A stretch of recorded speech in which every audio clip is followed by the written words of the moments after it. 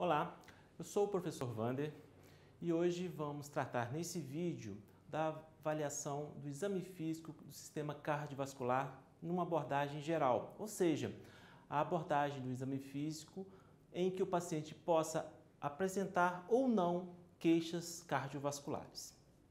Inicialmente vamos começar o exame no paciente na posição sentada, observando a sua região cervical, em que podemos avaliar a região anatômica das veias jugulares. Tá? Observamos de um lado, observamos do outro e procuramos se existe turgência da veia. Caso exista, isso pode nos dar a dica que existe aumento da pressão venosa central. Neste caso, não observamos nenhuma turgência, aparentemente não existe aumento de pressão. Mantendo ainda o paciente na posição sentada, vamos fazer um exame muito comum dentro da área da saúde, mas que nos dá muitas informações, desde que seja feito da maneira correta, que é a aferição da pressão arterial. Na aferição da pressão arterial, temos que ter alguns cuidados. Primeiramente com o paciente. Devemos avaliar com o paciente se ele não ingeriu nenhuma bebida alcoólica, utilizou fumo ou fez uso de bebidas com café, pelo menos por 30 minutos antes da aferição. Além disso, devemos avaliar se ele não está com a bexiga cheia, porque isso pode também interferir nos resultados da aferição. E por último, devemos avaliar seu posicionamento. O paciente, quando sentado, deve dispor dos pés apoiados e as pernas não cruzadas no momento da aferição. Visto isto, devemos avaliar ainda as condições do ambiente. Ele deve estar num ambiente tranquilo, um ambiente que tem uma temperatura agradável. Outra situação que deve ser importante é a avaliação do aparelho, do esfigmomanômetro que vamos utilizar. Algumas medidas devem ser respeitadas em relação ao membro superior do paciente. Tá? Em relação à largura, uma observação que é muito importante. Avaliamos o manguito que está dentro desse tecido, não somente o tecido, mas o manguito pneumático que está aqui dentro que vai ser inflado. Tá? Então, observamos que a largura do manguito ele deve coincidir com pelo menos 40% da circunferência do membro superior do paciente, do braço do paciente. Enquanto que o seu comprimento, essa altura aqui, deve pelo menos coincidir com 80% do comprimento do braço do paciente. Visto isso, iremos então iniciar as medidas. Devemos expor o braço sem que a roupa faça necessariamente aqui um agarroteamento, então deve estar mais larga. Tá? Fazer a palpação da artéria braquial no sulco bicipital, na face medial do braço, para que coincida esse ponto que é indicado de artéria sobre a artéria braquial. Visto isso, vamos colocar o aparelho. Esse aparelho, com licença, esse aparelho deve ser colocado a 2 a 3 centímetros acima da prega anticubital. Desculpa.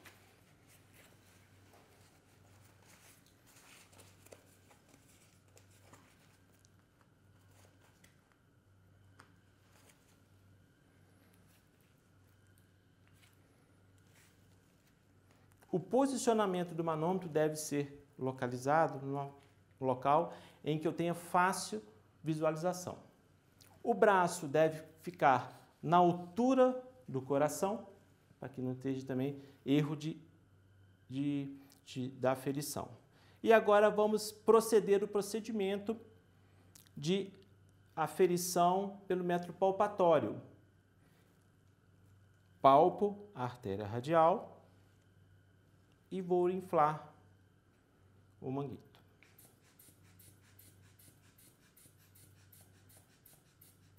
Quando eu perder o pulso radial, é a pressão sistólica. Eu faço o esvaziamento do manguito e eu já sei que a pressão sistólica é aquela ali.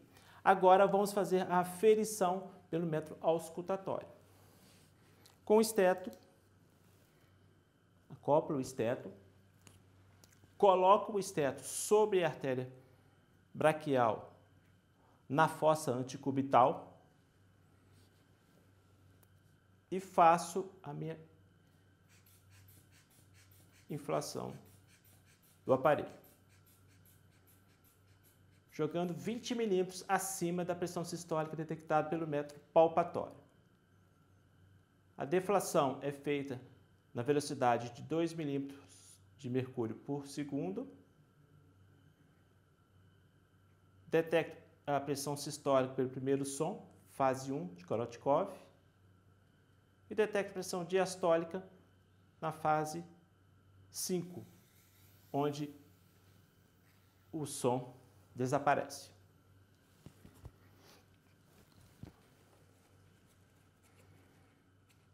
Esta é a medida feita em uma das posições com o paciente.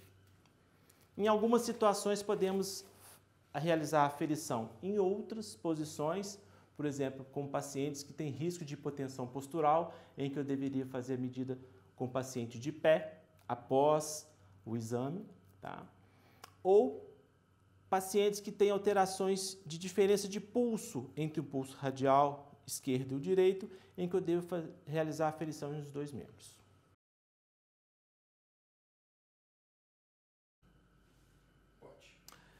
Em decúbito dorsal, vamos avaliar ainda a região cervical, procurando por algum som que não deveria estar presente próximo à área das artérias carótidas. Devo utilizar uma ausculta próximo ao ângulo da mandíbula, que corresponderia ao bulbo carotídeo. Utilizando então o estetoscópio com a membrana, faço a ausculta região. Praticamente ouviremos somente os sons respiratórios, ins e expiratórios. Se esses sons impedirem que você faça a ausculta ideal, você pode pedir ao paciente que faça uma breve apneia e observar. O mesmo procedimento deve ser realizado próximo ao ângulo da mandíbula do lado esquerdo.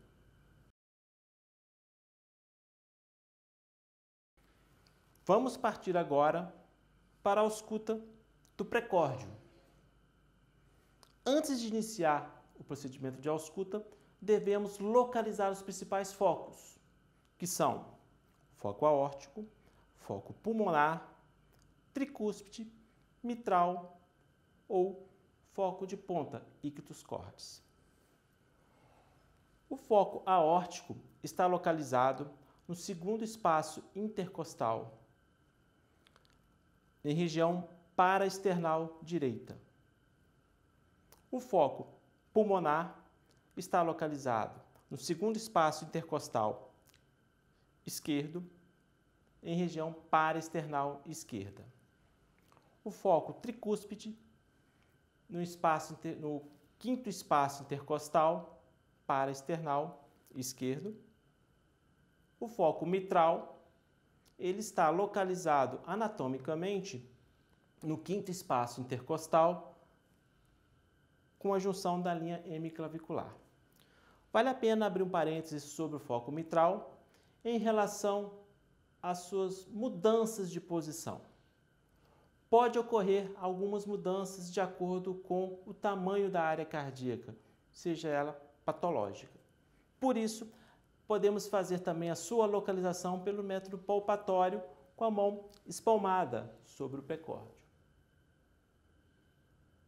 Caso tenha dificuldade de sentir o ictus, você pode solicitar ao paciente que faça um decúbito lateral esquerdo e com isso você terá uma facilidade de sentir a propulsão do ictus.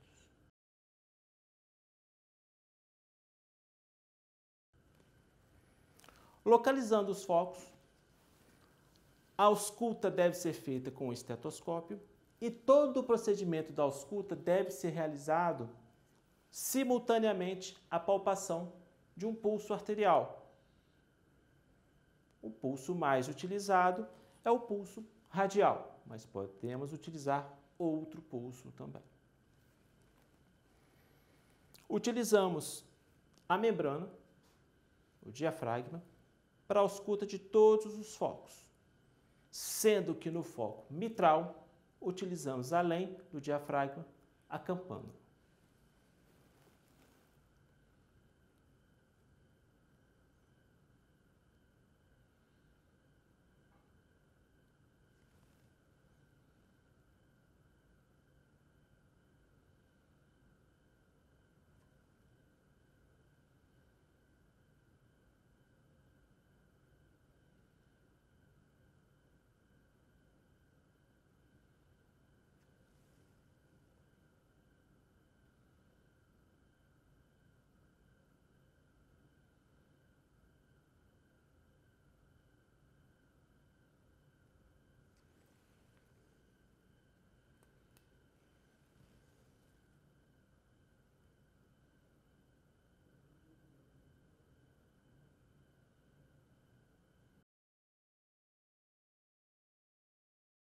Agora, iremos avaliar os pulsos arteriais. Como estamos utilizando o exame de abordagem geral, iremos dar enfoque para os pulsos da artéria radial e pulsos dos distais dos membros inferiores. Caso estes pulsos apresentem alguma alteração, deveremos realizar a palpação dos demais pulsos centrais. A palpação deve ser realizada com a polpa digital do dedo indicador e dedo médio, no caso do pulso radial, na porção lateral da região flexora do punho. Inicialmente, faça a palpação deste lado. E, posteriormente, eu vou fazer a palpação simultânea dos dois lados. Aqui, eu devo observar se existe alguma alteração, principalmente da amplitude desses vasos, um comparado ao outro. Seguindo agora para os membros inferiores, vamos localizar o pulso dorsal do pé, também fazendo a palpação com as polpas digitais, do dedo indicador e dedo médio. O pulso tibial posterior, que está localizado atrás do maléolo medial. E assim como no membro superior, eu devo proceder à palpação simultânea dos dois membros.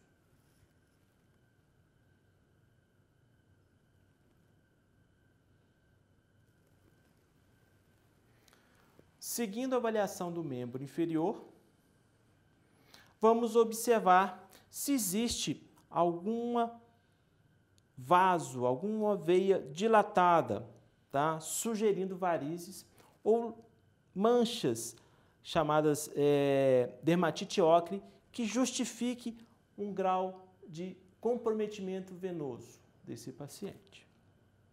E para complementar, e já encerrando o exame de avaliação cardiovascular, avaliamos a presença de edema, utilizando uma compressão sobre região pré-tibial por em torno de 5 minutos, região maleolar,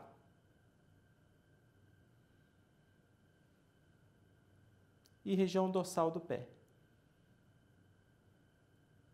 Essa compressão deve ser feita por aproximadamente 5 segundos em cada sítio. E observamos se existe a formação do cacifo. quando há a formação dessa fóvea, que é uma depressão aonde foi realizada a pressão, o edema está presente. Assim, damos por encerrado nossa avaliação do sistema cardiovascular dentro de um exame físico de abordagem.